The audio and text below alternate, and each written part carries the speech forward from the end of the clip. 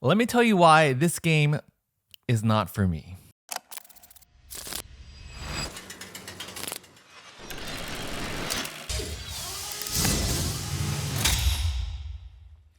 Hello everyone and welcome back to the Wolfpack. Now you may have noticed that a fellow YouTuber, a very close friend of mine, Lord of the Board, has also released a video on Ark Nova as well, who I can guarantee has much more cohesive, more beautiful thoughts than I'm about to project to you as well. So definitely check out his video. I will link up there and down there. Check out Sam's video. And yeah, let's get into it. So with Ark Nova, I'm going to give you a brief 1-minute quick lightning overview, and then we'll get straight into why I don't think this game is a good fit for me. In Ark Nova, your goal is to build the fastest zoo, not the zoo with the most different variety of animals or the zoo with the most different accommodations or even the most unique zoo. It's to build the fastest one, and more on that in a bit.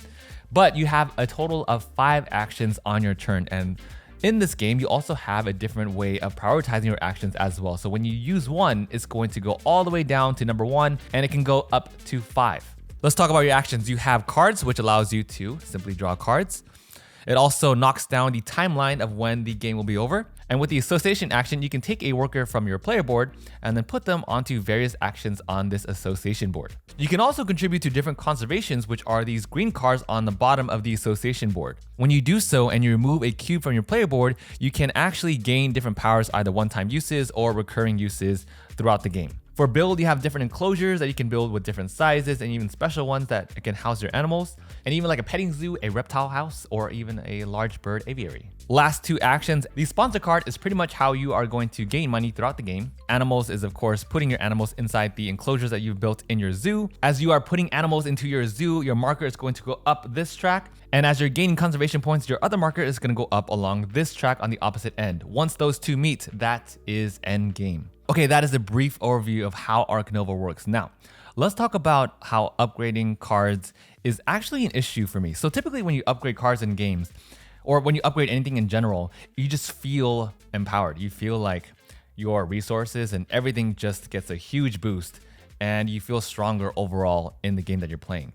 In Ark Nova, it actually feels somewhat limiting, and let me explain. Okay, so first up, cards. You simply draw cards from the deck and it's going to increase as this one is higher in priority.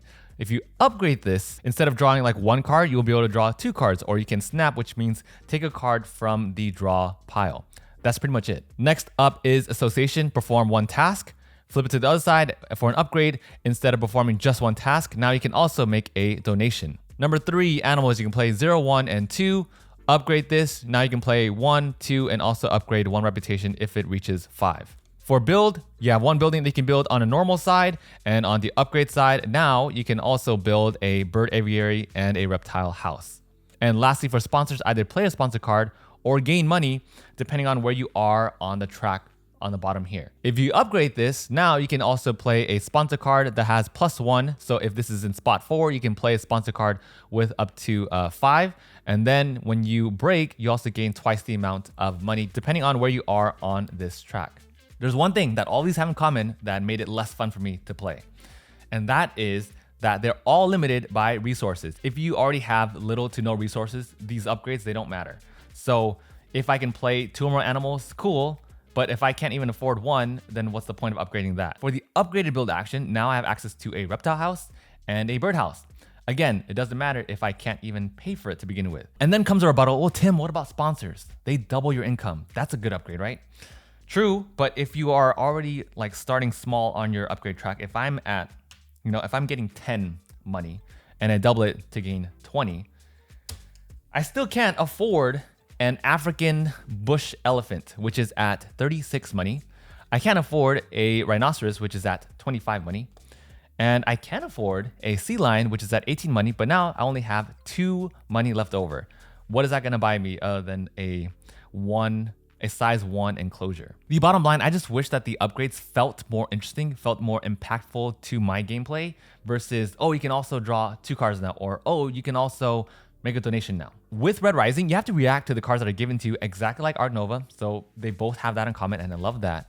But the difference there is that with Red Rising, it incentivizes you to like focus in on one faction, or it gives you bonuses when different cards tie in together. For Ark Nova, what it feels like to me instead is, here are your cards, play them now. So it doesn't really give you that flexibility. Yes, there are a ton of things you can do. Yes, there are a lot of player choices, but it feels like the game kind of pushes you towards what you should be playing, which is what's in your hand. And this row of cards that you're given, it doesn't really replenish that often. So what you see is kind of what you get. What I would have really wanted to see, and what I thought would have been super cool, is if the game encourages you to specialize in a type of animal to play. Like if I want to build all reptiles, or if I want to put animals in my enclosure, like one specific animal. If I want to do all reptiles, then it will give me bonuses and help me give different effects that synergize with all reptiles. Or if I want to build all birds, then boom, I will have like a bird faction thing. Or like the player board, instead of giving you general effects like gain 1 bonus for doing this thing, instead it could incentivize you for like playing fluffy, furry animals in your enclosures. Now I want to have 3 more points that I really want to talk to you about.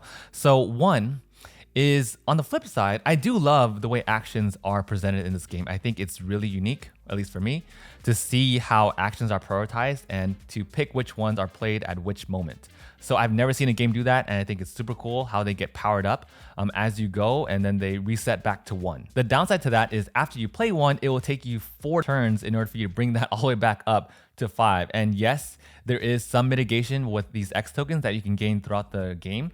When you gain those tokens, you can use them to slightly power up your actions as well. So I think it's really cool, and I appreciate that there was some mitigation to that, but there is some slowness in how you perform your actions. And I think that's one reason why I think this game feels long. Like, I don't mind long games. I play long games all the time.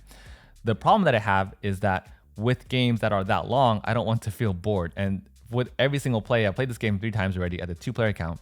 With every single play that we've had, it just feels like it's just dragging on. Like I'm kind of just going through the motions and doing the same thing over and over. So it does feel repetitive, and I want to end the game.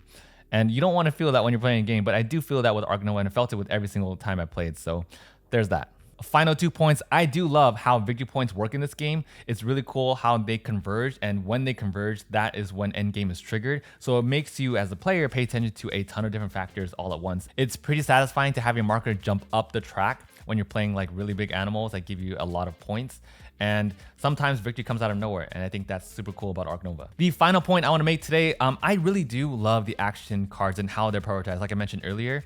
So I think they're onto something with that. I don't know if there are other games that have done this before. If there have, let me know in the comments below. But I think they're onto something. I feel like if they shortened it to like 3 actions, so that way you're playing them more often and more frequently, I feel like it would have been a tighter game. But aside from that, I feel like if they also cut this board in half and cut the crazy amount of cards in half as well, then I think Ark Nova could be a much, much tighter game. It is, however, a crazy feat to design over 200 unique cards. So that is a feat in itself. Overall, it's a good game.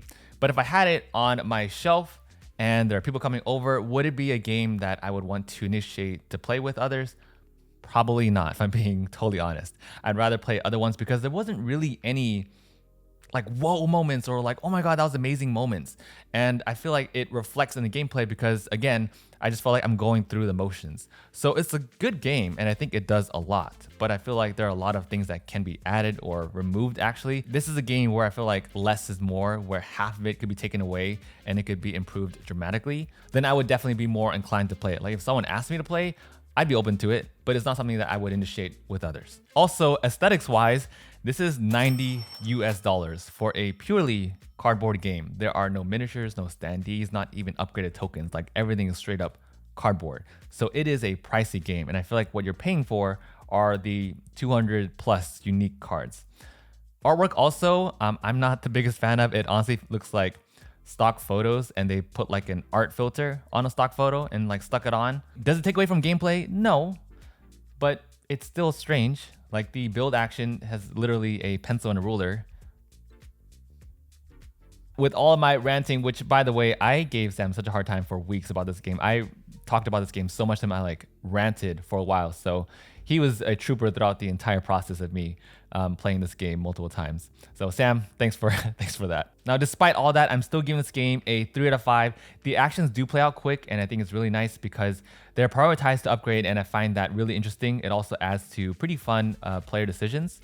The converging victory point tracks does make you pay attention and strategize in a lot of different ways in order to score high and quick. With over 200 cards and making them all unique and integrated with gameplay, it does make the game interesting, but it is hard to keep a constant flow of cards to begin with to even see half the deck in one game. Overall, the cards almost lock you into what you should play versus what you want to play. It is a crazy long game that has moments where it does feel repetitive. Again, I feel like if the game cuts its deck in half, cuts the victory point track in half, and has some way of unifying cards to incentivize combos for the type of animals that you want to play in your zoo versus kind of just throwing any animal into an enclosure, then I feel like it would be something that is way more interesting and fun to play for me at least. So with that said, I hope you all enjoyed my review on Ark Nova. Let me know your thoughts in the comments down below. Do you enjoy this game? Do you love it? Do you agree? Do you disagree?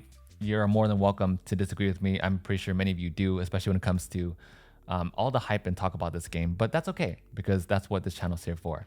It's for some civil discourse. Thank you all so much for joining me on this Ark Nova review, and I'll see you all in the next video.